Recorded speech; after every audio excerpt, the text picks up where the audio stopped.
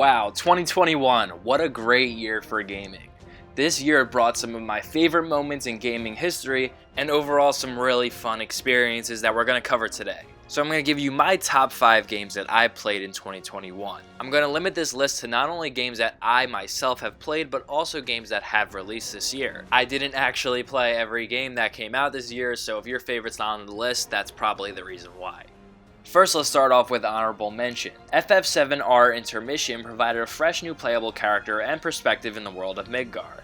With some inventive combat mechanics, Yuffie was always a joy to play as. I became very immersed in this world once again, but that immersion was honestly cut short as soon as it reached its most potential. This side story ran just a little bit too short and stopped as it was getting really good.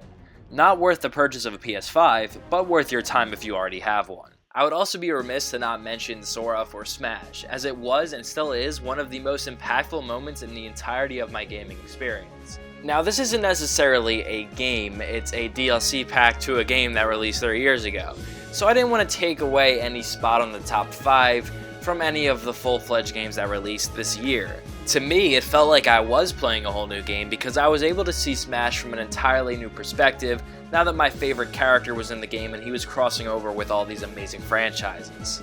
But for the sake of highlighting some other games that I haven't gotten to talk about on this channel yet, I'm gonna leave Sora and Smash as an honorable mention. Just know it was one of the highlights of my year in general, not just in gaming. Alright, let's jump right in with number 5. Starting the list at number 5 is New Pokemon Snap. Man, Pokemon has never looked this good. In terms of graphics, I think this is it. We've reached the peak. If we ever get a full-fledged game in this graphical engine, we would truly see the definitive Pokemon game. The game departs from Pokemon's traditional turn-based gameplay for an on-rails photography experience. That might not be for everybody, and I understand that, but this game fully embraces its formula. It doesn't go halfway with the idea or try to change the formula to be more of a crowd pleaser. Instead, it entirely enhances everything from the original and made the perfect sequel to Pokemon Snap. There's just so much care and devotion put into every little detail of this game. Each Pokemon has its own personality and many unique poses that really brings them to life. It's not about going above and beyond with Dynamax or Mega Evolution. It's about really going back to the roots of Pokemon and appreciating just seeing them in their natural habitats. With environments so detailed and atmospheric, I never felt more part of the Pokemon world than I did when playing this game. There are many varied maps to explore, each one with a large array of Pokemon from all regions. Part of the fun was seeing which handful out of 800 or so Pokemon they were going to place in each map. There was no Pokemon too popular or too insignificant. Everybody here got to shine. Ever since I was a kid, the idea of a world inhabited by Pokemon has always been so unique and special. New Pokemon Snap embodies the essence of the core of the series, and I love it for that. At number 4, we have Marvel's Guardians of the Galaxy. While it seems as though the era of movie tie-in games is over, we are still getting original games based on film characters. They are few and far in between, but they usually have very high quality. With Insomniac's Spider-Man games being generation-defining, it seems the bar was set pretty high for Square Enix's Guardians of the Galaxy. After giving it a shot based on word of mouth, I can say they knocked it out of the park. The game adopts essential elements from the films, while still having its own identity. The characters are similar enough, but have major differences that help this game stand out. It's very refreshing to see new takes on these characters, and to not have to retread the origin story found in the films. This honestly feels less like a spin-off and more like an in-between entry in the film franchise. I really gotta applaud the team for getting pretty much as close as possible to the essence of the original films. They even have licensed music in the game that plays during battles, and that really feels like something the Guardians would do. The story is especially immersive as they implemented a decision mechanic. This was highly inventive, as the choices you make actually matter. The characters will constantly refer to your decisions and make you feel the weight of your role as the leader, being Star-Lord. They don't let you live down any decision you make, and it actually affects what happens later in the game. The combat was a wonderful surprise for how satisfying it can get. It's fast, fluid, and always a blast. Only playing as Star-Lord seemed like a disaster in the making, but it turns out the separate skills was a great way to manage the whole team. Combining specific skills from each of the Guardians' toolset to optimize a battle really embodied the sense of teamwork that the game champions. And the performances. The main cast cannot be overlooked. They do such a good job you often forget you're not listening to the film actors. What I see here is a very bright future for Square Enix's Marvel games, and especially Square Enix's Guardians of the Galaxy. Overall, I was really impressed with this game, and I hope it gets a sequel because it really deserves one. Coming in at number 3 is Persona 5 Strikers. At first glance, a sequel to Persona 5 seemed unlikely. Completing a playthrough of the original game is bittersweet, as you finally finished a long adventure, yet there's not much else left. When you beat Persona 5, all you can do is start a new game plus. You literally can't even open your save file and walk around. So I was ecstatic to find out Persona 5 was actually getting a sequel following up on the original game's story and ending. At a time where it seemed like Persona 5 was running out of gas, there was actually much more gas left in the tank, as this is a road trip story. This was a great direction to take Persona 5's sequel. There's a very cozy atmosphere found in the different cities you may camp in. You get to enjoy time with your friends walking around the town and doing various activities. This is especially impactful since you made such strong bonds with these characters in the original game. I love a good road trip, and I loved exploring the world of the original, so this game really just spoke to me. Unfortunately, there are no social links, which is a real bummer. I think that would have really enhanced the immersion much more if they were included. They do let you pick what Joker says in a given scenario for the discussion scenes, which is better than nothing, but I do believe that if they included confidants and social links, it would have been the perfect sequel. They definitely make up for it with the gameplay, which is more in line with what I wanted from the original. It takes a departure from the turn-based mechanics of the original and goes more real-time action RPG. You get to play as every member of the Phantom Thieves and actually explore the world as them. It's so cool to experiment with their different playstyles and change up the gameplay whenever you want. They still include the type advantages of the original game, so honestly, I see no reason to go back from this.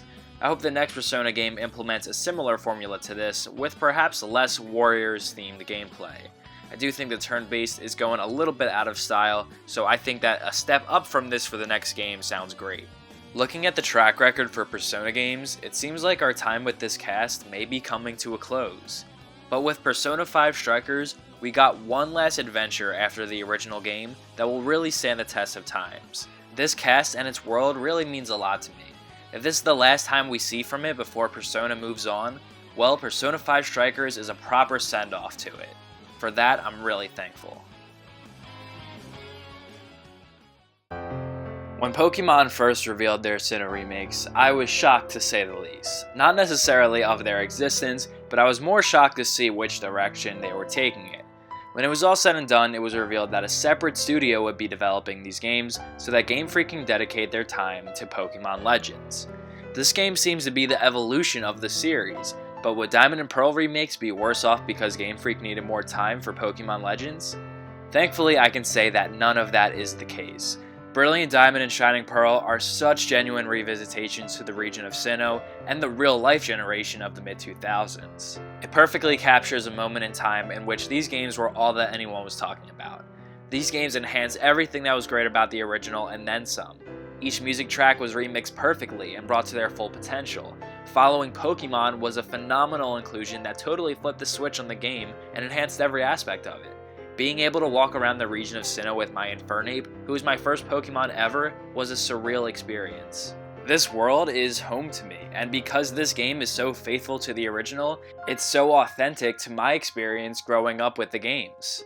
On that case, I would like to say I was proven wrong in my concerns that the art style would get in the way of my experience. They set out to create a game that was visually and mechanically similar to the DS game. ILCA achieved that goal to perfection without making the games feel dated. Yet I can't deny that the models that they have for the trainers in battle is what should have been used for the trainers in the overworld. Had they done that, I think it would have been the perfect Sinnoh remake, because those are the models that I wanted for the remakes all along. While I do have that one complaint, no matter which way you slice it, this is Sinnoh at its finest. I was blown away by how much love was poured into the game. They took criticism and actually upgraded the graphics to a point where I think this is one of the most beautiful games I've seen in a while.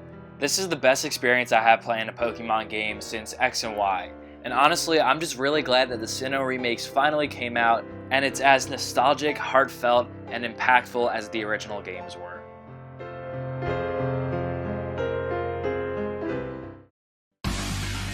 My Game of the Year 2021 is Neo: The World Ends With You, a very close race between the number 1 and 2 spot, but nonetheless, this one takes the cake. Some of you may be confused or may not have even heard of this game, but let me explain why this series is very close to my heart. This game is a follow-up to the cult classic The World Ends With You, which released on the Nintendo DS. The series had a slight resurgence after being featured in Kingdom Hearts Dream Drop Distance, but even with that, it's been 9 years since they were featured in Dream Drop Distance, and this long-awaited sequel came 14 years after the original game. Here we are, and yes, this is a full-blown sequel to the original game. I think the general public doesn't know this fact quite enough. This is due to the outstanding ability for Square Enix not to spoil some great moments of this game in its marketing. Part of me is thankful for that because there is just so much amazing content packed in this game that you would never know unless you played it, of course. However, I actually think including some of these spoilers would have helped the game gain more traction for people who enjoyed the original. Even I am having trouble showing you some cool stuff without any spoilers in it because there's just that much that wasn't shown in the trailer. Neo: The World Ends With You was the perfect sequel as it introduces a new generation of the series with new characters, but also pays respect to what came before it. Without spoiling anything, I was really blown away with many moments in the campaign. The gameplay was some of the most riveting and satisfying gameplay out of any game I've played this year. Being able to control a whole team at once with each attack assigned to a different button with a different character. This fulfills on the original game's premise of controlling Neku and his partner at the same time. The gameplay of the original game was absolutely one of the most memorable and well-made parts of it, and I can definitely say the same about its sequel. Another massive highlight of the original game was the soundtrack. I'm talking about songs that you would listen to for over a decade straight. I didn't expect this game's soundtrack to match such a unique style that the original game brought. But it did, and it did it to perfection. I couldn't believe that after 15 years the magic of the music was not lost. I would hear some new songs that originated in this game, and they sounded so true to the style from the original that I thought they were remakes. I gotta hand it to the sound team, and also the voice actors for all bringing their A game. I don't want to spoil anything. All I can say is give it a try if you're interested. Despite what we were talking about earlier, you actually don't need to know anything going into the game. It only enhances the experience, but it's not required. They actually do a pretty good job of explaining the world and its rules and what's going on. If you did enjoy the original, you gotta play this game. You won't be disappointed at all. With this game, you get an amazing soundtrack, some of the best gameplay of 2021, an engaging story with a lot of great characters and tons of twists and turns. Neo: The World Ends With You is my favorite game of 2021, and I really hope a lot of people get into this game so that this series can keep going and continue telling great stories.